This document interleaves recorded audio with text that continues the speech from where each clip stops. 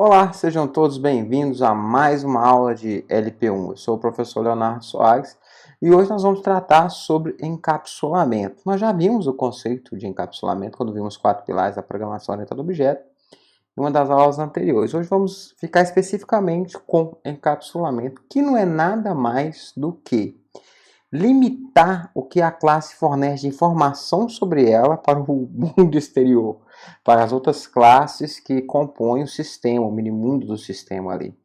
Então, todos os detalhes de implementação que não são essencialmente necessários para as classes que estão de fora, eu vou deixar invisíveis para o mundo exterior. Então, tudo aquilo que não for essencial que as pessoas saibam como é feito, que as outras classes entendam como é feito e tenham acesso direto àquele componente, eu vou bloquear esse acesso. Então, as outras classes, eu vou estar no encapsulamento definindo o que as outras classes podem ou não estar enxergando da minha classe. Ok? O conceito é bem simples. Eu vou esconder todos os detalhes que não forem essenciais. Tudo que as outras classes não precisam saber que existe, eu vou ocultar esses detalhes delas e isso não vai ficar acessível. Eles não vão conseguir mexer nesses detalhes, seja um atributo, seja um método. Para isso, eu vou usar os 3 modificadores de acesso que nós já vimos na aula passada, em PHP, né? Eu vou usar o público, quando eu quero que todo mundo tenha acesso, então vou deixar aquele atributo ou método como público. O private, quando eu quiser que aquilo exista só dentro da própria classe. E o protect, quando eu quiser que exista dentro da classe em suas subclasses. Mas nós ainda não vimos herança. Então, esse nível protegido do encapsulamento, nós não vamos ver ele hoje. Hoje nós vamos ver 2 níveis, que é o mais restrito, que é o private, só existe dentro da própria classe. E o menos restrito, que é o public, que existe para todo mundo tem acesso. O protect existe na própria classe, em sua subclasse, mas ainda não vimos herança. Então vamos deixar isso para um momento posterior, ok? Para servir de exemplo, vamos montar aqui um pequeno código em que eu tenho uma classe qualquer que faça uns cálculos de novo aqui. Vamos criar a classe cálculos. Cálculo. E dentro dessa classe cálculo, eu tenho uma função que calcula a média. As pessoas precisam ter acesso a essa minha função média, né? E a minha classe calcula a média de 3 números. Então eu vou declarar aqui, inicialmente, com o nível mínimo de encapsulamento possível, os meus 3 atributos. Ó. Então N1, N2 e N3.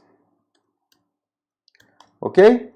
E aqui eu tenho uma função que calcula a média. Public function média. Belezinha? Bom, para calcular a média, eu preciso somar os 3 valores, a média de 3 valores, média aritmética, não é média ponderada. Então eu preciso somar esses 3 valores e retornar a soma dividida por 3 nesse caso, né? E aí eu tenho uma outra função aqui que calcula a soma. Então, public function soma. O que essa função soma vai fazer? Essa função soma vai retornar a soma dos 3 atributos, né? Diz N1 mais diz N2. Sempre que você for fazer referência ao atributo da classe, tem que usar o diz, né? Diz N3. Então, ele vai retornar a soma desses 3 atributos, né? Retornar o no 1 mais o no 2 mais o no 3. Ok? E aqui, na média, ó, o que eu vou fazer aqui na média? Aqui na média, eu vou pegar aqui uma variável local qualquer, que eu vou chamar aqui de S, somatório. Vou falar que o somatório recebe, aí eu vou chamar aquele método lá de baixo, ó, diz soma. Então, um método chamou o outro. Perfeito. E agora eu vou retornar o somatório dividido por 3. Tranquilo? Bom, vamos salvar a nossa classe aqui. Vamos salvar essa classe como cálculo.class.php. Eu gosto de usar sempre a extensão .class.php, mas não é algo obrigatório. Ok?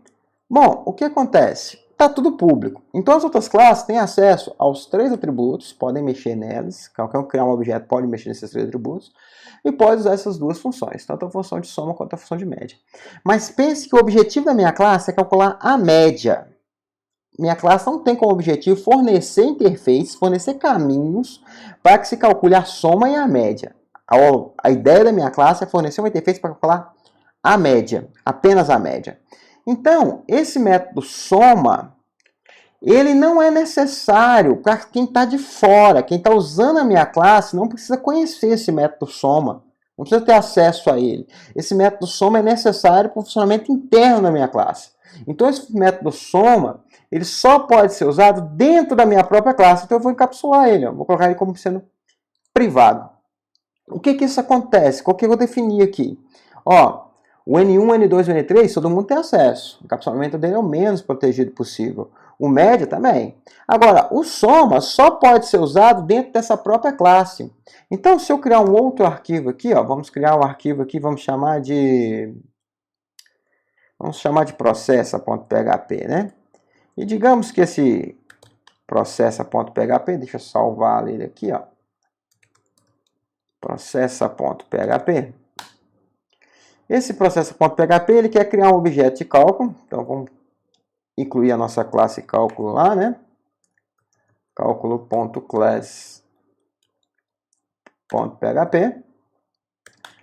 E aí, ele vai criar um objeto lá. Vamos chamar de calc, que vai ser igual a new cálculos. Cálculo, né?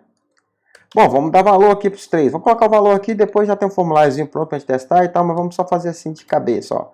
O N1 é igual a 3, o N2 vai receber 9 e o N3 vai receber 17.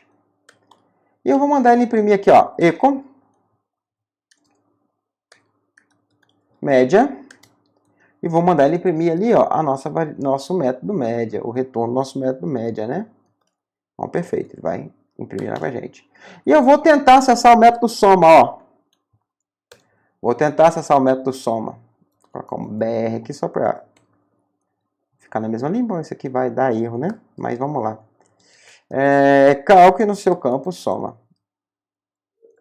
Ok? Olha só, vamos testar esse código aqui. Vamos abrir esse código lá no nosso browser, né? E vamos ver como fica esse código processa.php lá no nosso browser. Então vamos lá, vamos acessar aqui, ó. Vamos acessar aqui, processa. Olha lá, a média ele deu 9,6 e alguma coisa, beleza? Só que quando chegou na soma, ele falou assim, ó, deu um erro, eu não consegui. Ó, tentei chamar o método privado soma, ok? O que acontece? O método soma, vamos dar um zoom aqui para vocês poderem acompanhar melhor aí no vídeo, né? Olha só, o método soma, ele é privado, você não tem acesso ao método soma. Por quê? Como ele é privado, quem pode acessar esse método é apenas a própria classe onde ele foi declarado. Se eu viesse aqui, ó, e deixasse esse método como sendo público, ó, e voltar lá no nosso código-fonte e atualizar a minha página, ó, agora vai dar certinho, ó, sem problema algum. A soma dá 29. Por quê? Porque agora o processo tem acesso ao método soma. Agora o processo tem acesso ao método soma. Agora, quando eu vou lá e encapsulo, veja bem, no nosso contexto, a nossa classe é para calcular só a média. Então, no nosso contexto, a soma está ali como um recurso que a classe precisa para realizar a operação dela. E não como uma interface, algo que eu quero publicar para que as pessoas usem da minha classe. Eu não quero publicar isso. Então, eu vou deixar isso como sendo privado. E quem vai ter acesso é apenas a minha própria classe. Isso não existe para as outras classes. Então, aqui no processo, eu não tenho acesso ao soma. Eu não posso acessar o método soma. O método soma não existe para mim se eu tentar acessar. Ele vai dizer para mim, ó, você não pode acessar o método porque ele é privado, ok? Então, essa é a ideia principal do encapsulamento, é você limitar o que a pessoa pode ou não pode acessar da sua classe. Mas, obviamente, aqui eu estou dizendo um método que na outra classe eu precisava saber, não precisava conhecer, porque não fazia parte da interface que eu queria publicar, mas há outras aplicações. Vamos pensar que a nossa classe mudou um pouquinho o contexto dela agora, e ela calcula a média, mas ela só trabalha com números positivos. Ela não aceita números negativos. Ok? E vamos dizer que o usuário vai digitar esses dados num formulário. Então, eu vou ter um formulário para entrada de dados. Vou ter um formulário para entrada de dados. Esse formulário para entrada de dados, o usuário vai digitar o que ele quiser lá. Obviamente que eu faria uma validação ali em JavaScript, né? Faria algo para conferir se o número que está digitando é um número válido e tal, mas eu não posso, eu, desenvolvedor back-end, estou fazendo a classe, não posso pensar que o front vai controlar isso e está resolvido, né? Eu tenho que controlar isso também. Então, olha só, eu tenho aqui um formuláriozinho para o cara entrar com os dados. Eu vou disponibilizar os códigos-fontes para vocês hoje, né? O formulário é bem simplesinho, nada complexo, não. E o usuário vai digitar aqui o N1, N2 e o N3. E quando chegar aqui no processo, ó, eu vou pegar os valores que o cara digitou lá. Então, eu vou pegar aqui o post N1, né? O post N2 e o post N3, que são os valores que está lá. Bom, e lembra da regra que eu criei para a nossa classe? A regra da nossa classe que eu acabei de criar, tirei essa regra do meu bolso, obviamente, a nossa classe só trabalha com números positivos. A nossa classe não trabalha com números negativos, ok? Então, a nossa classe só trabalha com números positivos. Só que, quem é que vai impedir o usuário? Imagina que não tem um JavaScript aqui, ok? Finge que ou tem o JavaScript, mas o usuário usou um plugin qualquer e trapaceou lá contra o JavaScript. Então, o usuário vai vir aqui, ó, e vai digitar os números. Opa, eu ainda apanho um pouquinho para o meu SO. Estou acostumando com algumas coisinhas dele. Então, olha só. Digamos que não tem aqui, o usuário tirou via qualquer coisa. Então, você coloca menos 2, menos 5, eu falei menos 5, digitei menos 3, né? Só para ver se você está acompanhando. E menos 7. Mandar calcular a média. Calculou, a média deu menos 4. Não deveria aceitar. Certo? Deveria frisar que não pode trabalhar com números negativos. Mas como é que nós vamos fazer isso? Como é que eu vou impedir o cara de digitar esse valor lá, que é um valor inválido? Do jeito que está aqui, não tem como. Por quê? Porque a minha classe aqui, ó, imagina que a classe cálculo é feita por um outro programador, um outro sistema, ok? Eu não tenho acesso, ela está encapsulada para mim. Mas eu tenho acesso ao valor N1, N2 e N3. Se eu tenho acesso direto ao atributo, eu posso colocar nesse atributo o valor que eu quiser. Então, como é que o cara vai me impedir de colocar um número negativo lá? Ele não consegue fazer isso. Então, o que ele tem que fazer? Ele tem que encapsular a classe dele. Ele vai vir aqui e vai mudar. Ó. Em vez desses caras ser público, esse cara é privado. Em vez desse cara ser público, esse cara é privado. Em vez desse cara ser público, esse cara é privado. Beleza? Então, os atributos agora estão privados. Qual que é a primeira consequência que você já deve ter pensado aí? A primeira consequência que você tentar rodar esse código dá erro. Por quê? Porque eu não consigo acessar a propriedade privada, o N1. Eu não consigo acessar a propriedade privada, o N2. Eu não consigo acessar a propriedade privada, o N3. Ok? Do mesmo jeito que eu não consegui acessar um método porque esse método era privado, eu não consigo acessar um atributo porque esse atributo agora é privado. Ó. Eu não tenho acesso a ele. Quem tem acesso a ele é somente a própria classe. Quando ele era público, todos os outros códigos em outros arquivos poderiam acessar. Agora que ele é privado, somente a classe cálculo que tem acesso a ele. Mas como é que você vai dar valor para o N1, para o N2 e para o N3? Eu vou criar métodos, chamados métodos acessórios ou métodos seletores. É o famoso getSet. Qual que é a ideia? Eu não posso deixar o usuário mexer direto no atributo, porque se ele mexer direto no atributo, ele põe o valor que ele quiser lá dentro e eu perco o controle. Então, o que eu vou fazer? Eu vou criar um método que dá valor para esse atributo. E dentro desse método, eu posso colocar a regra que eu quiser, porque eu estou programando, eu controlo isso. E quando ele quiser acessar o valor desse método, eu vou criar um método que retorna o valor desse atributo. Então, olha só. Vamos vir aqui, ó. Então, está tudo privado. Ele não pode acessar diretamente, nem o N1, nem o N2 e nem o N3. Ele não pode fazer isso, ó. Okay? Ele não pode nem dar valor e nem imprimir valor, né? Se eu quiser escrever aqui assim, ó, eco, a média entre, e quiser colocar aqui, ó, o calc N1,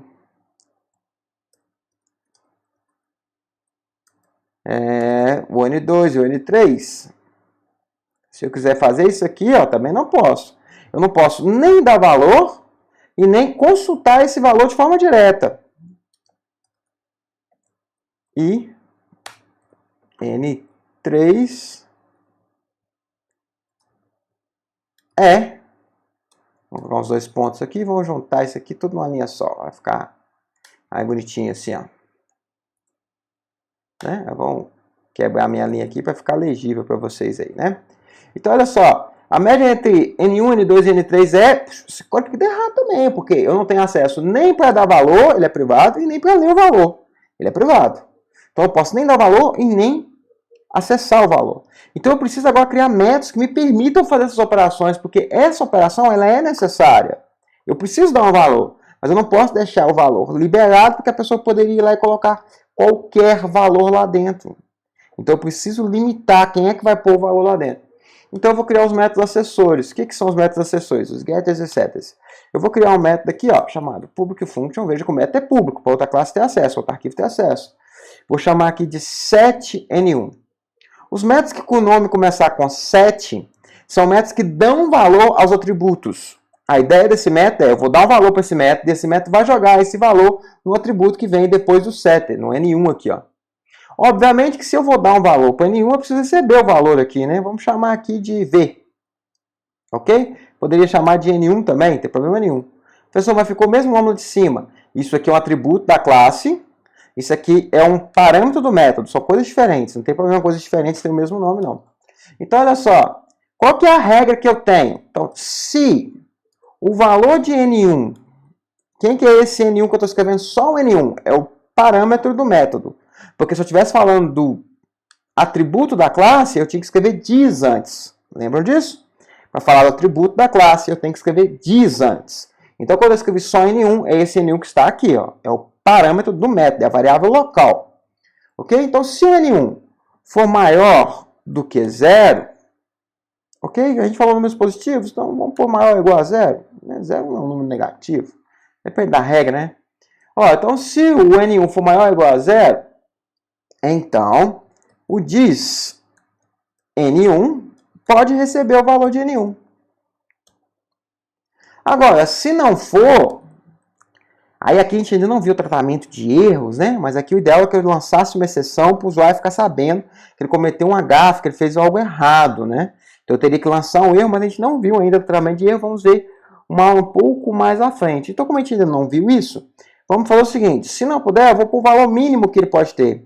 Então diz, N1 vai receber 0. Então, olha só, se você tentar passar o valor menos 5 para o N1 aqui, ó, menos 5 é maior que 0? Não, ele vai receber 0. Se você passar o valor 10, 10 é maior que 0? É, ele vai receber o próprio 10 que você passou. Então, esse método aqui, ó, é quem vai dar valor para o N1.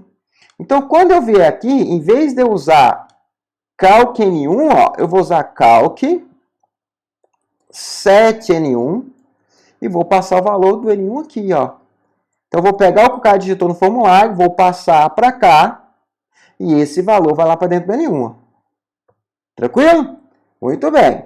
E a mesma coisa, a mesma regra, eu vou fazer para o N2 e para o N3. Certo? Então, eu vou criar os métodos seletores, ou métodos acessórios. Vou mudar aqui, ó, cuidado, se você for preguiçoso igual eu e copiar e colar, lembra de mudar aqui depois, ó. Então, aqui é o N2 agora que eu estou tratando, né? Ó, aqui é o N2 que eu estou tratando. E aqui é o N2. Ou eu sou preguiçoso ou eu estou tentando não deixar o vídeo demorar demais. Então, aqui é o N3. Então, você agora, para usar o N1, o N2 e o N3, o que você vai fazer? Você vai usar os setters. Você vai usar o setN1, o setN2 e o setN3. Ok? Lembre-se, o que está sem o dis antes é a variável local. O que está com o dis é o atributo de classe. É o cara lá de cima. Ok? Então, eu criei métodos para o N1, para o N2 e para o N3. E aqui eu vou consertar aqui também, ó. Então, aqui vai ser setN2. Assim que eu chamo o método, né, com parêntese na frente, né, ó. Então, setN2, passo o valor dentro do parêntese. Esse valor aqui vai cair aqui, né? Vai cair dentro do atributo aqui, ó. Do parâmetro, aliás, né, do método. Ok? E vou passar aqui também o setN3. Então, já consertei essa parte aqui de cima. A parte de dar valor para os atributos, eu já consertei. Acabei de consertar nesse momento. Já funciona? Ah, professor, parece que sim. Vamos testar? Vamos voltar na nossa classe, vamos mandar ele enviar o formulário de novo, ó. Envia de novo, ó. Uai, agora ele deu erro de novo, ó. Ele falou que ele não pôde acessar a propriedade cálculo N1. Você já não mudou, professor? Mas olha qual linha que ele está falando. Linha 8. Na linha 8, eu estou tentando ler, ó, o N1. E eu não tenho acesso. Nem para dar o valor para o N1 e nem para ler o valor do N1. Eu não consigo mexer no N1. Tá vendo? Então, o que eu preciso fazer agora? Como é que eu vou pegar o valor do N1? Eu não criei um método para dar valor para o N1? Da mesma forma, eu vou criar um método para retornar o valor do N1. E esse método que retorna o valor, ele vai se chamar getter. Então, eu vou criar aqui o public function get N1. Não vou receber nada, porque eu vou estar retornando o valor de N1. Então, eu vou retornar para ele diz N1. Ok? E eu vou fazer a mesma coisa para o N2 e para o N3. Não tem ordem, ok? Eu posso fazer esses métodos na ordem que eu quiser aqui. Pode aparecer onde eu quiser no meu código aqui, não tem problema nenhum, tá? Eu fiz todos os setters primeiro, mas eu normalmente teria feito um set, um get, um set, um get, mas isso é questão de toque mesmo, não tem questão de estilo, né? Não tem obrigatoriedade nenhuma. E aí, quando o cara for usar aqui, ó, em vez de acessar o N1, o N1 é privado, o que ele vai fazer? Ele vai usar o get N1. O get N1 é público. Em vez de acessar o N2, ele vai acessar o get N2. O N2 é público. Em vez de acessar o N3, ele vai acessar o get N3. O get N3 é público. Então, em vez de ele acessar o atributo que está definido como privado, ele vai acessar o método público que eu criei que manipula esse atributo. Então, eu criei os sets e getters, que são métodos acessores ou métodos seletores, que são métodos que dão valor a atributos e retornam valores de atributos. Então, agora, o nosso código finalmente pode funcionar em paz. Ó. Então, a média entre 0, 0 e 0 é 0. Nós estamos 0 em tudo. Ah, foi porque a gente tem números negativos, né? E os números negativos, o que o setter fez? Transformou em 0. Lembra lá do nosso setter? E não aceita mais o número negativo. Ó. Agora, se eu colocar números positivos lá no nosso formulário, vamos voltar lá no formulário e vamos colocar números positivos aqui. Vamos colocar aqui, ó, 3, 6 e 9. Fica fácil para vocês calcularem a média e conferir o código-fonte. Então, a média entre 3, 6 e 9, vamos dar um zoom. A média entre 3, 6 e 9 é 6, tá vendo? Quando eu passo o número positivo, ele recebe o número que eu passei para ele. Quando eu passo o número negativo, aí ele cai lá na minha regrinha. E na minha regra, que aí eu defini do jeito que eu quis, né? É só um exemplo. A minha regra vira 0. Nós não vamos trabalhar tratamento de erro, mas vamos trabalhar uma aula futura, né? Então não dá para fazer tratamento de erro nesse momento. Ok? O mais comum do encapsulamento, o encapsulamento básico, é definir os atributos como sendo privados e fazer gets e setters para os atributos. Isso é muito bacana para você poder dar continuidade no seu código. Porque se você fizer um atributo como privado, fizer get para ele, e amanhã ou depois você lançar uma versão nova do seu código, que esse atributo deixou de ser privado e passou a ser público, quem estava usando esse atributo com get set, continua usando, não vai dar erro algum. Ok? Se você fizer uma classe em que esse atributo era público, e aí você até podia ter feito get set para ele, não tem problema nenhum. Mas depois você mudou ele para privado, e se tinha alguém que estava usando o seu sistema e usava aquele atributo diretamente, pois ele era público, ao atualizar a sua página, o seu código, o código dele vai dar erro. E a gente tem que sempre tentar montar um código de uma forma que eu consiga atualizar o meu código sem gerar erro em quem está usando o meu código. Então eu consigo fazer a manutenção do código sem um cara que usa o meu código. Parece que a gente está trabalhando em uma equipe ou em diversas equipes, desenvolvendo para desenvolvedores, por exemplo, eu vou lançar a versão nova de uma API, de um código novo que eu criei, e a pessoa que vai usar isso vai conseguir usar, sem problemas com a versão antiga. Ele pode atualizar e continuar funcionando, e ele tem recursos novos que ele pode estar utilizando. Então, o básico do encapsulamento é colocar os atributos como privados e fazer gets e setters para acessar esses atributos. Encapsulamento é definir o que as outras classes podem acessar, esconder os detalhes que não são importantes ou que exigem que não sejam acessados para manter-se a lógica da minha classe. Aqui, por exemplo, eu criei a regra, minha classe trabalhava com números positivos. Para poder fazer isso, precisava definir os atributos como sendo privados. Então você vai definir o que podem ou não podem mexer na minha classe, usando os modificadores de acesso. Public, Private ou Protect. O Public, todo mundo tem acesso. Todos os arquivos podem acessar. Todo mundo pode acessar. É público. O Private, somente a própria classe é que consegue ter acesso a ele. O Protect, a própria classe e as subclasses dessa classe. Quem for herdeiro dessa classe. Mas ainda nós vamos ver a herança uma aula mais para frente ainda. Ok? Bom, muito obrigado a todos vocês. A aula ficou um pouco extensa, mas é porque eu achei que não seria legal cortar esse vídeo no meio. Achei que seria melhor explicar tudo de uma vez. Muito obrigado a você que assistiu, a você que foi meu aluno, tem exercício lá no Cigar te esperando. Muito obrigado a todos e até a nossa próxima aula. Ah, antes que eu me esqueça, os arquivos que eu usei na aula de hoje vão estar disponíveis para download aqui na descrição do vídeo, ok? Lá no Cigar também eu vou colocar um linkzinho para vocês poderem baixar o arquivo lá, tá bom? Muito obrigado e até a nossa próxima aula.